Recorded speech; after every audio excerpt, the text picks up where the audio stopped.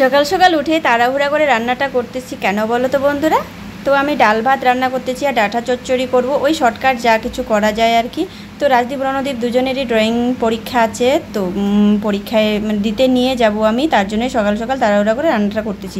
সে যেখানেই যাই না কেন রান্নাটা আগে করে যেতেই হবে। আর পরশুদিন আমরা বাড়ি এসেছি, শুক্রবারে রথযাত্রার দিন। তো শনিবারে কোনো ব্লগ করা হয়নি, আজকে হচ্ছে রবিবার, তো এটা হচ্ছে রবিবারের দিন। আর দেখো কালকে যে অনেক কাঁঠাল খাওয়া হয়েছিল তারে বীজ, আর সকালবেলাও রণদীপ কিন্তু কাঁঠাল খেয়েছে। আর আমাদের রণদীপ আমার ছোটো ছেলে কিন্তু ভীষণ পরিমাণে কাঁঠাল পছন্দ করে, আর এই জন্য আমি সকাল সকাল রান্না করে নিচ্ছি। তো ওখানে 9টা মানে 9:30টার মধ্যে পৌঁছাতে লাগবে স্যারের বাড়িতে। তো একটু দূরে আমাদের এখানে মানে বাড়ি থেকে ওই টোটোতে 15-20 মিনিটের মতো সময় লাগবে, তার একটু বেশিও লাগতে পারে। তো তার জন্য সকাল সকাল রান্নাটা করেছি। আর আজকে ওয়েদারটা এত চড়া না, মানে বাড়িতে যতদিন ছিলাম তো বেশ ওয়েদারটা মোটামুটি ভালোই ছিল। আর আবারও কিন্তু গরম পড়ে গেছে, মানে নতুন করে মনে হচ্ছে, যদিও এখন এটা গরম পড়ার মানে দিন না, যে এখন মোটামুটি একদম বর্ষা।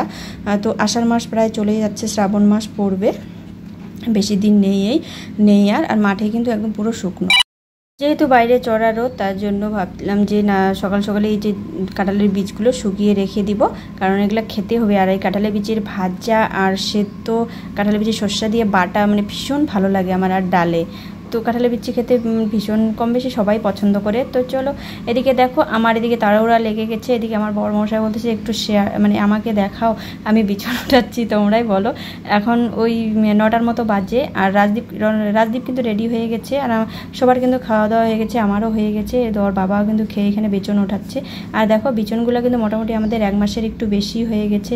আর দেখে তোমরা বুঝতেছো কত কষ্ট করে কিন্তু বিচনগুলো উঠানো হচ্ছে, কারণ বৃষ্টি নেই একদমই। আর মাঠে কি বলতো যে কি বলে যে মেশিন দিয়ে জল দিয়ে তারপরে এই যে বিচনগুলো বুনে দিবে, তখন এই বিচনগুলো উঠে আবারও ধান বুনবে, মানে যাকে গুচি বলে আর কি, তো বাংলা ভাষায়। তো ওই গুচি বুনবে, তার জন্য হচ্ছে বিচনগুলো উঠাচ্ছে। আর বিচনগুলো উঠাতে এতটা কষ্ট, তার একটাই অসুবিধা কি বলতো, ওই যে ঘাস, যে এত ঘাস হয়েছে না বিচন খেতে, দেখে তোমরা বুঝতেছো তার মানে ঘাসের জন্য আরও বেশি বিচনগুলো উঠানো আগাচ্ছে না। আর দেখো বিচনের যে উপরটাতে পুরো বাগানটা কিন্তু একদম সুতো দিয়ে জাংলা করে দিয়েছে। আর আমার চাল কুমড়ো গাছ দেখো, এখানে কিন্তু দুটো না একটা চাল কুমড়ো গাছ, মানে ভীষণ পরিমাণে ফুল আসছে আর বেশ সুন্দর গাছটা হচ্ছে। আর পুঁই শাক মানে বর্ষাকালের সবজি এগুলো আর কি। আর বস্তার মধ্যে কিন্তু শসা গাছ এখনও লাগানো হয়নি, লাগাবে। যাই হোক এখন একটু টেনশনে আছে এই ধানের বীজ নিয়ে বোনা। তো চলো তোমাদের সঙ্গে আবার পরে দেখা হচ্ছে। তো বন্ধুরা দেখো আমরা কিন্তু চলে এসেছি, আর ড্রয়িং পরীক্ষা কিন্তু মোটামুটি হয়ে গেছে, সবার হয়ে গেছে।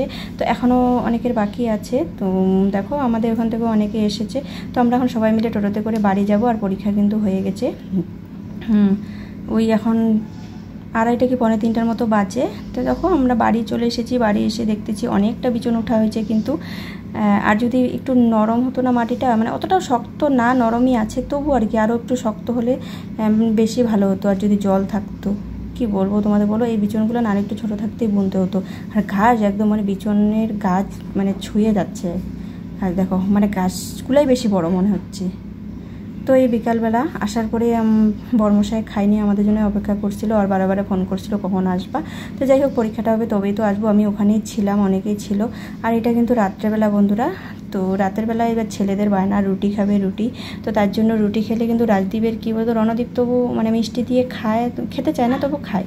আর রাজদীপ কিন্তু একদমই মিষ্টি দিয়ে আম কাঁঠাল দুধ মানে এসব দিয়ে কিন্তু ও মিষ্টি জিনিস দিয়ে রুটি একদমই খেতে চায় না।